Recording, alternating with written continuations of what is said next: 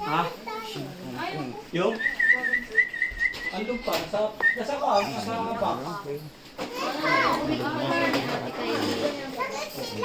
Ha? Sakay sila. Ayun ang mga nalalampay. Kunin ko lang yung punti niya. Kay mama mo yun ate, yung isa, yung box na yan ha? Eh, pagdaro naman sa kanya. Nakakapit sa pinaglan.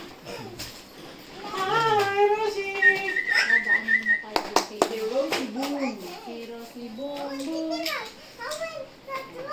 Si Rosie Boom Boom Boom. Batang liit. Si Diba Chatay naman. kapapasok ito na? Papasok ba yan? Ang alin na mahal? Ito, yung pusa. Pasok yan. Si Pache. Di Kaya siya. tawag yan pagpapasok. Kaya ang ginawa ko, nung pinagawan ko ng screen door, sabi ko kailangan clear ang baba. Para nakikita ko niyo Sabi niya, sila. bakit clear? Sabi ko, para nakikita ko yung pusa ko. Saka parang ako yung mga nandito, mga hayop, nakakautingin sa labas. Oo, nakikita ba? Saka ako din, pag nagtatrabaho ko, nakikita ko kung mayroong tao, pag may dumarating, o may dalang parcel, o kaya ano, at may tao.